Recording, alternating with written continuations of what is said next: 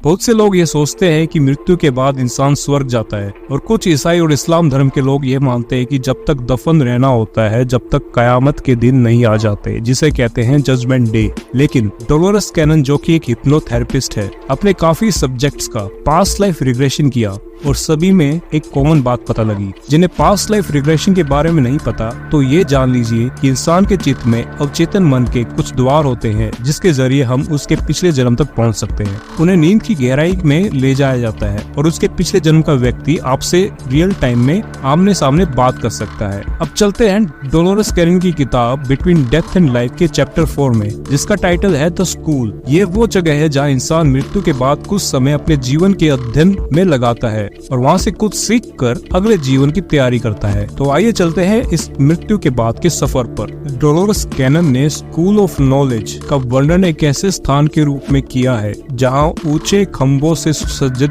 एक भव्य हॉल है जो सफेद रंग में है, जो एक अद्वितीय स्थायी प्रकाश से प्रकाशित है और भीतर और बाहर से निकलता है। ये प्रकाश सूर्य के प्रकाश जितना उज्जवल नहीं है, लेकिन काफी स्थायी और शांतिपूर्ण है। सभी क्लासेस मुख्य हॉल में आयोजित नहीं होती है, इससे दूर शाखाएं हैं जहाँ अलग अलग क्लासेस लगती है। मुख्य हॉल एक पैदल मार्ग के रूप में कार्य करता है जहाँ कोई भी अपनी इच्छा अनुसार कुछ भी देख सकता है। वहाँ आप देख सकते हैं हिल्स, माउंटेन्स, वैलीज, ग्रीनरी, लेकिन आप पाएंगे कि वे एक अधिक गहरे और शुद्ध रंगों से भरे हैं। यह स्कूल ऑफ नॉलेज हमेशा मौजूद रहता है जहाँ आप जा सकते हैं, लेकिन क्या आप इस धरती लोक पर रहकर इसे देख सकते हैं? तो ये आपके आध्यात्मिक ऊर्जा पर निर्भर करता है, लेकिन मृत्यु के बाद आप इसे जरूर देख पाएंगे। जब पास्ट लाइफ रिग्रेशन द्वारा अपने सब्जेक्ट से पूछा गया कि क्या ये स्थान कुछ लोगों द्वारा कहे जाने वाले स्वर्ग के बराबर है, तो वक्ता ने स्वर्ग यानी हेवन और पैराडाइज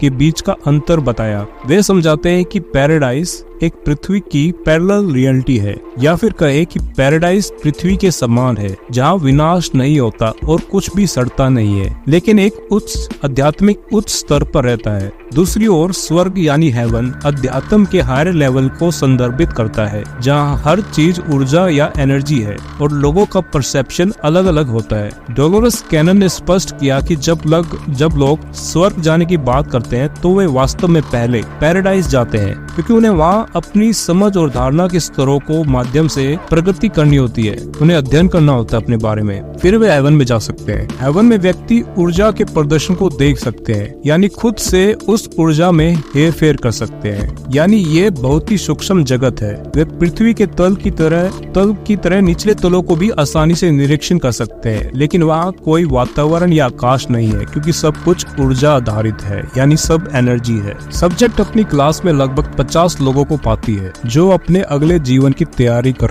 रहे होते हैं। वे सब पृथ्वी पर जन्म लेने का इंतजार कर रहे थे। जब सब्जेक्ट से सीखने के बारे में पूछा गया तो सब्जेक्ट ने बताया कि जरूरत पड़ने पर कोई उनकी मदद करने आता है। जैसे कि अगर उनके मन में कोई सवाल है, प्रश्न है, तो तुरंत कोई हाजिर होता है और उनके सवालों का जवाब देता है। उन्हें उन गुरुओं द्वारा पढ़ाया जाता है जो स्वयं का अध्ययन करना सिखाते हैं। इस बातचीत में सब्जेक्ट स्कूल में अपने जीवन के अनुभवों और उनके प्रभावों का अध्ययन करते हैं, अपने अस्तित्व को बेहतर ढंग से समझते हैं। वे एकांत में बहुत समय बिताते हैं, पिछले कार्य और प्रतिक्रियाओं पर विचार करते हैं, गलतियों को दोहराने से बचने के लिए एक सच्चा परिप्रेक्ष्य प्राप्त करते हैं और धरती पर वे अपने अगले अवतार की तैयारी कर रहे होते हैं और उन निर्णयों पर विचार करते हैं जो उन्हें लेने की जरूरत है और जो काम वे संभालना चाहते हैं। जब उनसे उनके अगले जीवन में आने वाली समस्याओं के बारे में पूछा गया तो वक्ता ने स्वीकार किया कि कुछ समस्याएं पूर्व निर्धारित है, लेकिन उन्हें ये चुनने की स्वतंत्रता है कि कुछ स्थितियों को कैसे संभालना है। वे जीवन की चुनौतियों का सामना करने में दृष्टिकोण और सेल्फ रिफ्लेक्शन के महत्व पर जोर देती है, स्वयं के प्रति ईमानदार होने को कहती है और अपने आप को धोखे में न रखने को कहती है। वक्ता कहती है कि खुद के लिए बोलना सीखे और दूसरों को उनके साथ मैनिपुलेट न करने दे। वे मानती कि परिस्थितियों से गुजरने और निर्णय लेने से बचने के कारण